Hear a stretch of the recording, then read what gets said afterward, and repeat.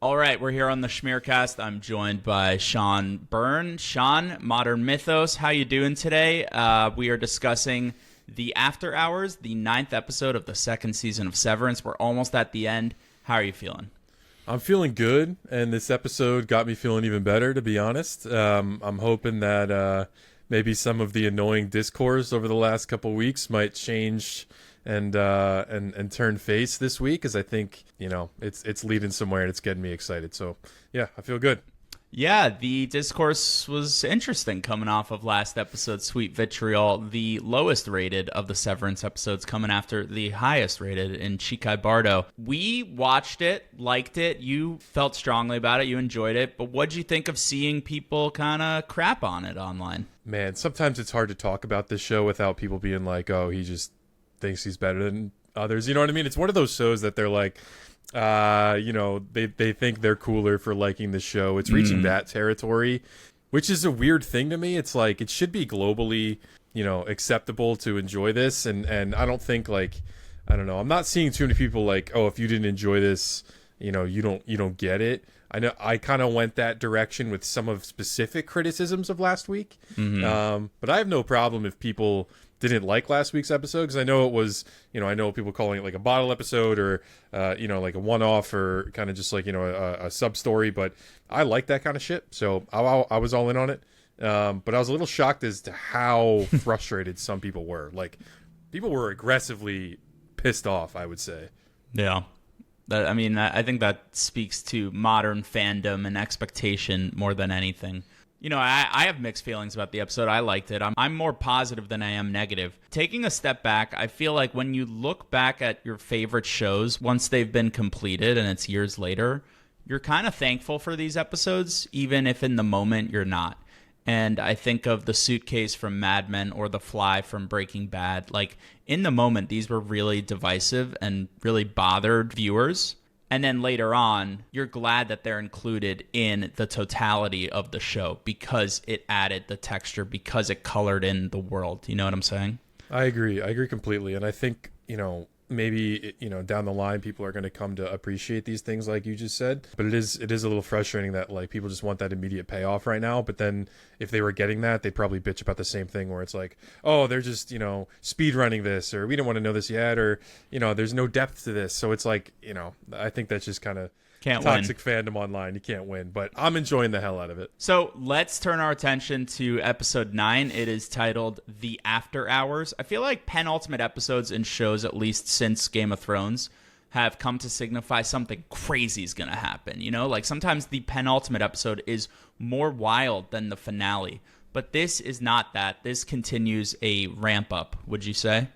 Yeah, I was a little shocked as to how ramp up it was. Doesn't mean I didn't enjoy it. I enjoyed it a whole hell of a lot. One of my favorite episodes that we've seen in quite some time, to be honest. I was a little stunned that it wasn't heavier handed. I think it's worth mentioning this episode's 44 minutes and then the finale is 76. And so there's your on-ramp right there. And I think that fans should just remember that, knowing, like, I know you didn't get your answers this episode, but we're getting a hell of a long episode. Next one, it's basically the length of a movie, so hang in there, and you can hope that the finale will be a proper, big, climactic finale. So what did you think of episode 9 of season 2? You really liked it. I have some thoughts, but why don't you kick us off? I really enjoyed it. Like I always say, I like these kind of build-up episodes. I like seeing the backstory. I like seeing all of these characters really get a moment to breathe, and we live with each of them and see all of their feelings. It's kind of like, I don't know, like it is Game of Thronesy to a degree. There's something like that where they're like prepping for battle before the battle happens or something, right? It's like you see everyone in their final moments before the big swing happens. And so I really enjoyed it. I thought it was really cool. We saw a lot of things that we haven't really seen yet. We learned a lot of things that we haven't really heard of yet. I don't know. I'm sure people will be like, we're doing another on-ramp. We're doing another build-up episode. And I think that's fair, totally. We've had a couple of those already. But I think at the core of the show, it's really just about the relationships of these people. And I think people are really, thinking that the backdrop of the sci-fi and the mystery should be at the forefront at all times. And I think without the relationships, the mystery and that sci-fi shit doesn't hit anywhere near as hard. So Right. I love stuff like this. No, that's really well said. That's kind of my main note from the episode. So I thought it did a lot of things well, and then I thought some aspects were a little puzzling, and we'll get into them. Sure. But we're clearly trimming the fat and setting up a really Mark-centric finale. So out goes Miss Wong, out goes Irving, out goes Dylan. Maybe they're coming back, maybe not. But it seems, at least, if we have to take the text as the text, like, they're out of here. Yeah. So the issue for me is, like, I say that we're trimming the fat, but that's not fat, because I love all these characters because of how great these performers are. And it's kind of the ensemble of it all that I love in Severance. So if these people are exiting stage right, I'm a little sad because I like them as players on the larger team of the show. You know what I mean? I go back to when I kind of realized in season 1 where there's a moment like right before, you know, they all do the overtime contingency, and you're kind of like, oh, this is the last time they'll all really be together. They'll all be these innocent innies and be this team. It'll be fun. Like, and I think people just want that vibe from the show. And there's something to be said about that, right? Like, that's awesome, and we grew to love it that way. Right. But I do appreciate that they're, like, not just factory resetting every season. They're just like, Yeah. oh, we know people like this. Let's just go back to that. Would I have liked to see maybe all of them collide in the finale? Maybe that'll still happen. Who knows? I agree. It does seem like they're like, all right, here's where all of these, you know, kind of side characters or secondary characters are going to be headed into season 3. And now we're focusing on the key players of this story. So Right. I don't know. Because of that, I feel like the show is clarified almost. But on the other hand, I'll miss these folks, you know? Yeah. I'm not above admitting it. So Yeah. I think we're being reminded. I love what you said, because I had this down exactly. After this episode, we're set up for the real battle of the finale, maybe of the season, maybe of the entire show. And it's not MDR versus Lumen, but Innie versus Outie. And I feel like the war of the self is what the show is most interested in. And there are a few ways I'm kind of picking up on that within this episode. Duels and how they're all fighting inner conflict. And whether that's a good thing or bad thing, or people connect with that or not, remains to be seen, I guess. Right. How people react to this season as a whole once it's all over. But I'm really, really excited to see how this concludes. So let's get into it. The episode is titled The After Hours. It is directed by Uta Brezowitz. The episode title is kind of interesting. It comes from a Twilight Zone episode. It's a 1960 episode of The Twilight Zone. It's about this mannequin who is allowed to be a human for 1 month of the year. But when she goes up an elevator out of this department store, she returns to storage as a mannequin after being a human. So identity, dolls, elevators. Sound familiar? We got it all. As with some of the best aspects of the show, that title, that nod, is that. It is a nod. It is an homage. It's not like a one-to-one Easter egg dropping, which I appreciate. I think the writers of the show know how much of a sensation Severance is and want to leave those Easter eggs for you to pick up, but they might not mean anything. And I feel like there's a lot of that in this episode, which I appreciated. Will the fans appreciate being kind of played? We'll see. I think the pleasure of the show is the theorizing, but what the actual writers and the creators believe might be something different. And I'm not sure how that will make people feel, you know? They kind of give it to you on multiple degrees, where it's like, if you want that, you could have that. If you want this, you could have this. You know, you can kind of look at the show however you want. But the way it concludes is going to be divisive, I think, because you're not going to make both parties happy. Right. The episode opens with the life of Helena Egan, and this is something we haven't seen. And I just want to review what goes down in this intro scene, and you can tell me what you think it says about her or about the show. Anything you're reading into her swimming laps besides, you know, just trying to stay physically fit, keeping that cardio up? So I was a big swimmer growing up. Oh, I was a competitive swimmer for like 16 years. Psychopaths love to swim, right? Yeah. You know, that I can connect with that. And I will say they did a pretty good job like showing swimming in a movie or TV show. I feel like that's like tennis or something. There's some sports that are really hard to show in media. She looked pretty good, so that was good. But what does that mean? She's just like a solitary person? She's goes deep, goes hard? Like, what's your read on that? Yeah, I think if you really want to go like really weirdly deep on it, right? Like it's an individual sport. I think there's a lot to be said about that. Like you don't need a team to do it. Yeah, I don't know. I don't want to get too introspective about the lap swimming, but everything ties back to the water. They're in the shadow of the water tower we see later. I thought it looked fucking beautiful too. Just got to say that if I could ever swim in a pool with wall to wall windows with the snow outside, maybe you can do that. But then you have to sit down for breakfast with Jamie Egan after. Are you still signing up for that? That guy is insufferable, dude. I need to know more about him. Is this their breakfast every day, you think? One egg, eating only the egg whites as your creepy dad stares at you? Their dynamic is hilarious. I'm good on that, by the way. I'm okay. I'm not an egg guy anyway. So like anytime that they're showing all the eggs and shit, I'm like, you know what? I'm out. So I had two reads on the eggs, which one, eggs represent fertility, and the heli pregnant buzz is just gonna get louder and louder, which I think we're being false-footed with. I'm just gonna say it here. It's hard to deny that that's on the table, literally, right? Yeah. And then the other thing I thought about was severing, and like the egg splitting, and then the yolk being the innie and the whites being the outie. Interesting. And Helena's only eating the outie part, the whites. Remember that TikTok you sent me about how people, like dumb people watching Severance versus smart people watching Severance? Like, yeah. I feel like that would be you and I watching the show. Like, you'd be like, oh, she's only eating the outsides of the egg, which means she's representing the outies. I'm just saying that these things exist. I'm not saying they mean anything. But they wouldn't be there if they didn't want them to be there, because we know that's why we love this show. Nothing is by accident. There's always meanings behind it, and I love it. That's why we do this. The only real important information passed at the breakfast is that Helena says to her father, "We're seeing to Mr. Bailiff," which, Irving's last name, Irving Bailiff. Seeing to him, we imagine that's killing him, right? Yeah, I mean, eliminating him. Sunsetting him, yeah. Let's talk about red herrings and Miss Wong, because I feel like here's a point in the show where a lot of fans speculated, is this Mark and Gemma's kid? Is this a shrunken Miss Casey? It's just a young girl taken in by Lumen and, groomed in a predatorial way. This poor Miss Wong, I've totally flip-flopped. I was so creeped out by her in the beginning, and now by the end of this, I'm like, God damn, Miss Wong, I'm sorry that they're doing this to you, And do you know why you feel like that? It's because of last episode.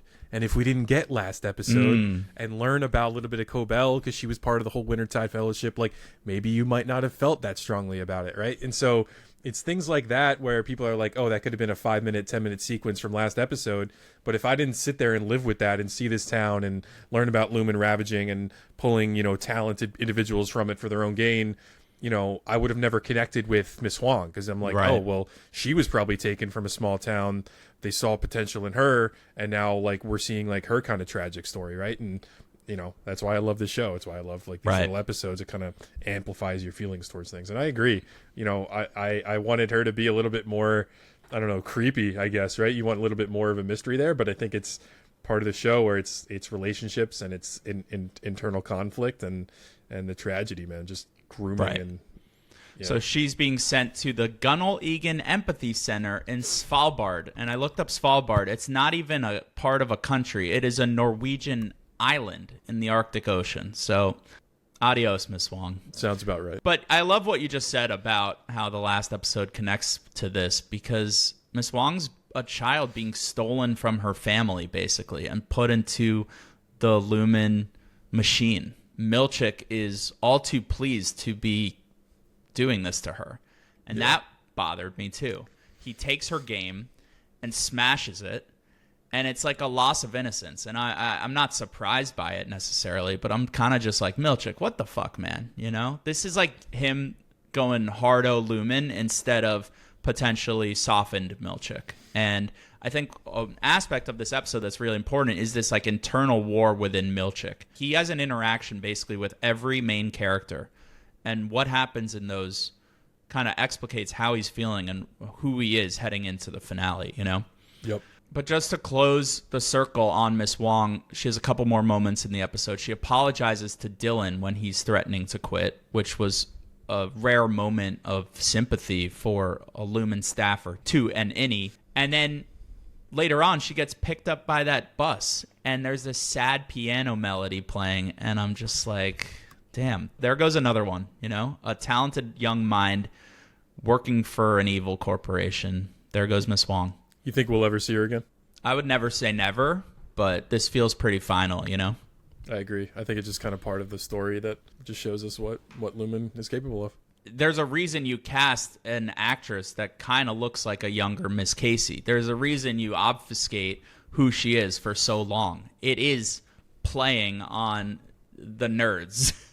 Yeah, and I always felt a little iffy about that. I'm like, oh, sure. she's Asian, and I know you did too. You know, it's like, I'm like, that feels a little too on the nose, but like, they know what they're doing, right? Like, they have to know, at least to a degree, that someone's going to do that.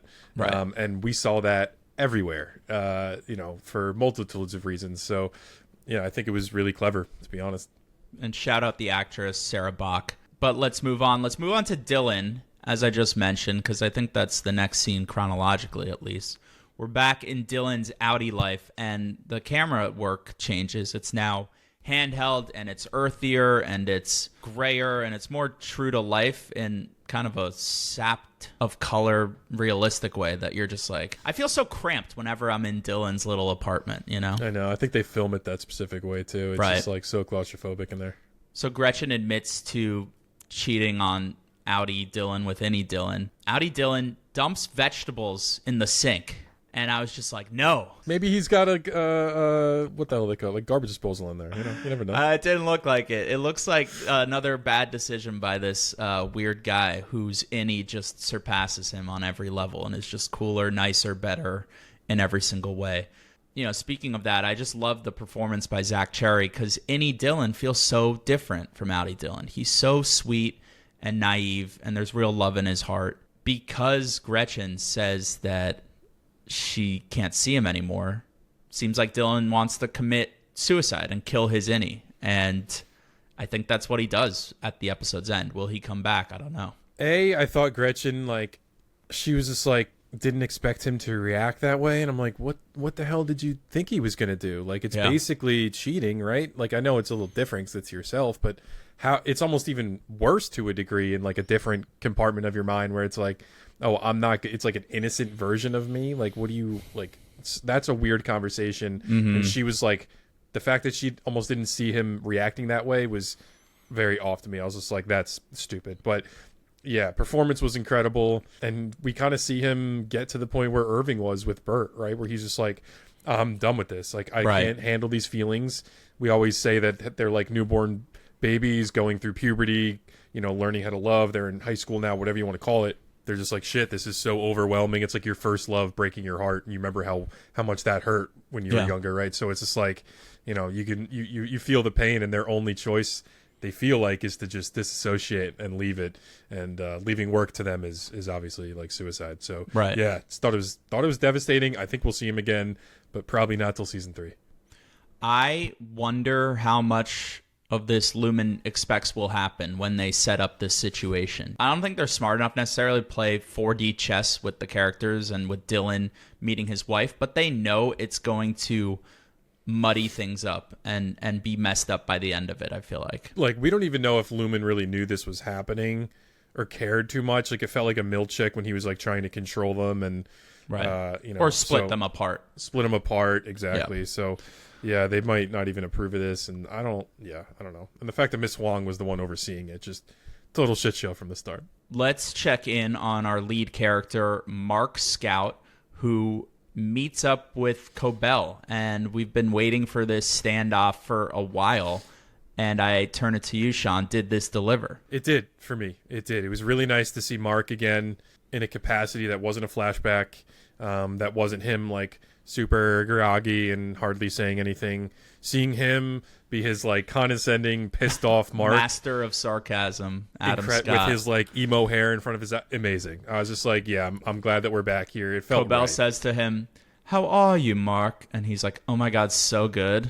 This is great. Like, the second he said that, the line read was so good. I was like, we're back. We're good. We're back. I feel right. How do you think this is going to turn out? Do you think that it's true that Cobell is now fully with him and an ally, as she says? Or should we still mistrust her, I guess I should say?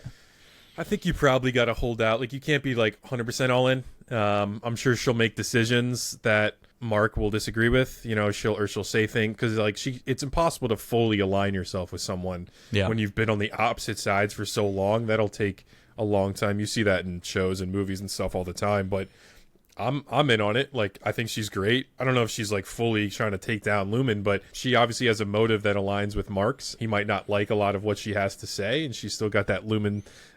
She's Lumen pilled.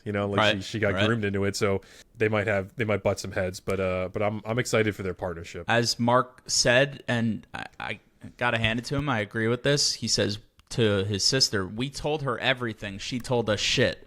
And I think it's right to continue to be wary of Cobell. I agree. Here's the part of the episode that I'm the most befuddled by. I thought parts of it worked. I also am quite confused coming away from it, and that's Bert and Irving. Irving returns home. We just get Radar, his dog, staring at something, and it turns out to be Bert sitting in the shadows looking like the Undertaker in this scary black trench coat. I think the last time we saw Bert, when he's staring out at Irving from his doorway, and it's this ominous look from Christopher Walken. And it's kind of confirmed here that he is a Lumen goon. And he doesn't like that verbiage, but that's what Irving kind of clocked him as. And he says, "Let's go for a ride." What are you thinking in this moment? I liked where it was going at this point, because I was just like, okay, like our suspicions might have been correct. Right. He's obviously more tied into Lumen than they let on. And the way, like you said, the way he was positioned and the conversation, I was just like, oh, he's deeper in this. Like, we're about to maybe learn something. We're about to see a darker side of this. So I was in on it at this point. But like you said, the kind of ending of this arc, of the where it goes, I wasn't super stoked on it. Like, I wanted a little bit more weight there. Maybe that's not the point of the story they were trying to tell. But yeah, I was a little deflated. Right. So he says, "Let's take a drive." You think that Bert's going to take him to be executed or to a holding cell or something, right? And what he ends up doing is putting him on a one-way train to wherever. And it's kind of an odd scene, and I think it's trying to recapture the magic of their Innie moment amongst the plants when they don't actually kiss, but it's stronger than a kiss. Like, that moment is so charged in season 1. Mm-hmm. And I think they're trying to recapture that feeling here. I don't know if I fully was with it. There's a few reasons for that. I think it's unique that this felt like a 1950s melodrama, and we hear this plaintive romantic score that I don't think we've ever heard in the show. And this train station is beautiful, and the people are dressed like they're coming out of the mid-century, and their heads are together like in season 1. Irving's saying, "I'm ready," and Bert keeps saying, "We can't." You just watched this. How'd you feel in this moment? I think I got the emotions, but I was just like, really? This is going to be the end of Irving for this season? Like, this is it? I am a little frustrated with Irving's story, because I think when you first get introduced to his case in his room, all of these Lumen secrets, right? You think that he was military or Navy, and to me, I'm like a badass. You think he's exactly, and I don't, and badass can be represented in a ton of different ways. Right. So I don't need him to be macho and be running around with a gun or whatever, but I wanted to see more intrigue. I wanted to see more of a drive from him to learn more about Lumen. Especially after Woe's Hollow. Woe's Hollow, for him as a character, was incredible, right? Yeah. Oh my God, put it on the Emmy reel, John Turturro. And you come out of that thinking his Innie's dead, but his Outie's just ramping up to be like the hard-charging captain of an anti-Lumen brigade. And we talked about that back in that episode, the way you're thinking Innie's dead, but Outie's just getting started, and he doesn't get started, and I'm really upset by that. I wanted more. I don't know, like it feels silly of him to care about this love that he never had more than he cares about this obsession with Lumen. Like, you're totally right. That wasn't even a backseat. It was a non-discussion. Right. There was all we know about that is that he was looking into it, Drummond found it, he sent Bert. That's pretty much it. Or Bert found out they were going to do something. Right. Bert went there ahead of time, got him out. Whatever the case may be. To me, that's not enough. And maybe maybe we're being a little silly where it's like we think that's the end and it'll actually be I don't know, Irving will turn around and things will change. But the way they end it with him and he's literally going off into the sunset on this train, is this the end of his story? Like, we haven't seen the sky like that ever. It's been normally all this just like this gray, snowy, rainy, whatever you want to call it, and then he's kind of getting this send-off, this beautiful send-off. We never see this landscape in the show, and I'm like, that's not the end, right? Like, there's no, and he's going off with his dog. He doesn't even have bags with him. So I don't know if that's the end of Irving's story. I'm going to be really frustrated. Right. And also the fact that he's going so willingly, I thought, and you thought, sounds like that he was ready for a fight. Just no fight in the dog. He's just on the train. That's just not the character to me. And it's a misuse of the performer, too. I agree, because he's great at the emotional connecting, and him and Christopher Walken are amazing. But man, how good was he in Moe's Hollow? And I don't need him to be this war general, but you want there to be more conflict of him leaving instead of being like, I found some love once, and that's comforting enough to know, and let's just go off and see. Like, it's just not satisfying. No, we're fully on the same page. Something much more interesting is going on with Milchick, though. Cobell did get the last episode, but I feel like Milchick is almost the breakout star of the season. His inner turmoil seems very important. Like I mentioned earlier, he interacts with every character. I want to just go through them quickly to figure out what we can take away from that. Sure. First up, let's talk about Milchick and Helly. We get this great moment where she kind of tells him off, and he says, leave the door open. She slams it on him. And he's just kind of getting rebuffed by all of these innies he thought he was propping up this season. He should get rebuffed by them because he's sucking right now. We've talked about him a lot this season. Like, when he implemented the reforms, it came from a place that he kind of loved these innies and wanted them to succeed. And we know he works for Lumen. We know that they're doing horrific things, but I think that comes from a good place for him. And now these angry teens are like turning against him. And you know what? They should. Yeah. I mean, he's just like not living up to his side of the bargain, or he tried to do these things and then Lumen basically bullied him out of them, or, back to, where they want him to be at, or where Cobell was at. I don't know. So I agree. Yeah. It was a fun little scene. Trying to, she's trying to power play, and it was kind of interesting to see her Innie throw around who she is on the outside as she should to see if she has any weight there, and she had a little bit. You could tell. Yeah. So we talked about that Dylan scene. Milchick tells him that he's deeply disappointed, that he should be thankful for Lumen. Yeah, fuck off, Mr. Milchick. That pissed me off. Come on. I don't think he says anything to Miss Wong, but when Miss Wong apologizes from a place in her heart, he's pissed at that. You see his head turn, and you're like, dude, what are we doing here? Like, and I know it's all internal conflict, and we keep coming back to that point, but I wanted more growth from him at this point. Right. And maybe that's the idea. They want us to be frustrated with him. Right. It's working if so. Okay, so then the next one is with Drummond. How'd you feel about this? Because I thought that this was very, like, millennial boy boss, girl bossy, and it kind of rung a little false, where Drummond's like, apologize for the word remonstration. And Milchick says, devour feculence. And he's like, to put that monosyllabically, eat shit. And I was just like, this isn't you. This isn't the show. This just rang a little weird. Interesting. Yeah, I raised an eyebrow at it. I was like, oh shit. Like, I did one of those. Maybe I'll have to watch it now with your take in memory and see if that sticks again, because I could see it 100% playing that way now that you say it. But initially I didn't really take it that way. I took it's it as gonna be like printed on an Etsy mug, like devour feculence, Milchick. Oh my god! Like it's gonna be on TikTok Shop by end of day. Ugh, didn't like that. That's fair. But that's fair. My favorite of the interactions and the most interesting to me, the best acted, was this phone call between Mark and Milchick, where Mark has to kind of lie and say he can't come in because he's doing his strategizing with Cobell and with his sister. First he lies, then he kind of just is like, I can't come in because life stuff. Milchick almost tears up at this. I think he does. I think he does. And he accepts, and he says, Mark, you better come in tomorrow, but okay. And he has tears in his eye. And what were you thinking he was thinking in this moment?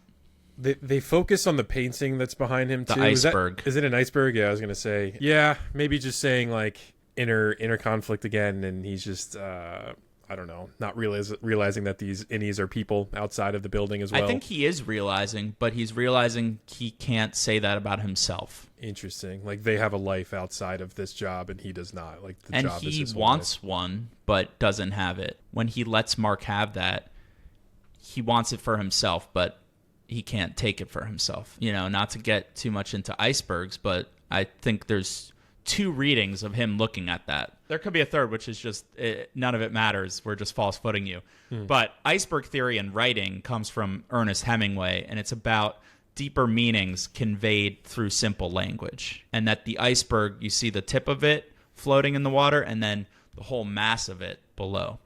And then the other thing I think about with icebergs is that in Freud's theory of the ego, the id, and the superego, it's visualized as an iceberg, with the ego being the part of yourself you see, superego sometimes creeping out, and then the id way below. You can kind of combine the 2 interpretations and just say that, like, Milchick, so much is going on with him below the surface, and he's really only getting to show a little bit of himself in this episode, in this show. Yeah, and I do think, like, back to the Drummond scene, he does express himself more than we've seen him. You know, he was like, I'm on the severed floor, like, you handle your shit. What's your job? You do the outside stuff. I'm in here. Like, go do your job. I'm doing mine. And you know, at least he's flexing that around a little bit, trying to find some identity. But it does feel like, you know, even them stripping him of the words you were saying, you know, a couple episodes ago, like, that's taking away his identity. So he really doesn't have one. And I think that's a fair read, where it's like he's looking for his own. He wants his own life. He's hoping for that. Maybe there's nothing underneath the surface. Right. I don't know. I think we kind of hoped or predicted, I know you did for sure, that we would get this hero turn from Milchick this season. I was wrong. Seems like it might be, no, but it still seems very possible. It just might be another season later. And then perhaps that delayed gratification will make it all the more special, you know? It could, or I could see them leaning even harder into him finding himself through Lumen even more. Like, that would suck. Less through the culty stuff and more through the job, because you know, like, you know, it's all about the workplace this show, and I could see him being a metaphor for, like, the people that lean into their jobs too much, and and how that turns out. So speaking of his job, one of his superiors, the leader of the company, is James Egan, and here we get him on the Severance floor in a very brief moment. What the hell was that? I mean, I guess there's not enough to know about it. We'll have to see what happens next episode, but what do you think could be happening there? So before this, they show the elevator, right? I mean, so we know that Helly is, like, at least reading the note from Irving, but they do show that export hall elevator with the down, like, arrow, like, lighting up.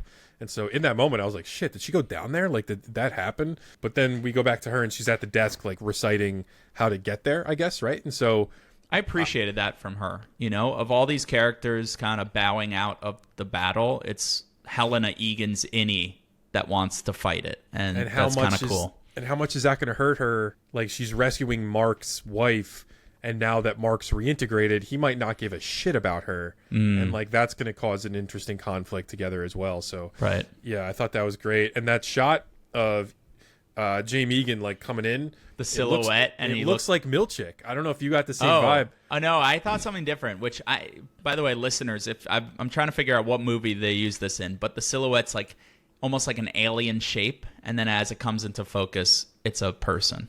They definitely warp the silhouette a ton, which was a cool effect. But I just thought it was cool because I was just like, oh, who would be there? It's Milchick. He's pissed off already. Probably just, you know, that maybe that'll be a foil going into the next episode. Like, she gets caught or something. I don't know. But then the second when they focus it and you see it come into picture, I was like, oh shit! Like, that's a whole new level now. And he says what, like, you've tricked me, basically. And so who knows what that is? You know, this guy talks in riddles every time we've seen him on screen. So we'll see how that goes. But I'm excited. So the episode ends at the birthing center, which I thought a step was kind of skipped in figuring out that this is where they should go, but Devin's pretty smart, so maybe Devin just figured that out, that this was the smart move, and clearly Cobell approves and helps them sneak into the birthing center.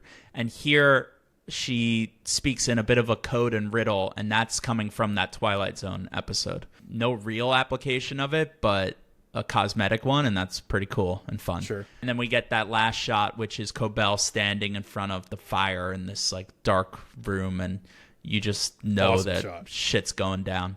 That's the episode. A brisk 44 minutes, lot packed into it, and a lot built up for the finale. So were you satisfied by this, Sean? I was, yeah. Like, like the one thread I wasn't super satisfied was the Irving thread. Right. And I'm willing to accept that. If that's the story they wanted to tell, it's not going to hurt me that bad. But I do kind of wish it went in a different direction. But as a whole, I love this as a build up, as a prepare for war type episode. Maybe in hindsight, when we look at the full season, maybe we'll say, hey, maybe a couple of these episodes could have been molded together. I know we kind of said that earlier in the season. All of this is painting a picture. We're getting so much texture and depth of these characters. And to me, I'm always going to be satisfied in that because I love the characters so much. That's kind of where I'm at. I'm sure people will be like, another episode where the plot doesn't move forward too much. But I'm excited for where we're at. And I have no ill will. I'm with you. I am kind of into this episode as a culling and an elimination of the red herrings and Easter eggs. And I feel like the show is distilling itself down to its essence a little bit. And that might not make the Redditors happy, but going back to what you said at the start, on a character level, it feels right. That's why these are professional screenwriters and not Redditors making this show, I just gotta say. To focus and bring it back to the characters is what matters. It's the core of the story, and I think if the characters suck, but the mystery and the backdrop was fun, it would be a more hollow show. And we've watched plenty of shows like that are fun, but they get old, and you don't really care when they're done. And to me, this is going to be a show like people are going to hate that this season's done because they're going to want to see where things are at. They're going to want to see their favorite characters, and that's I would say it's not super common in a lot of shows. So.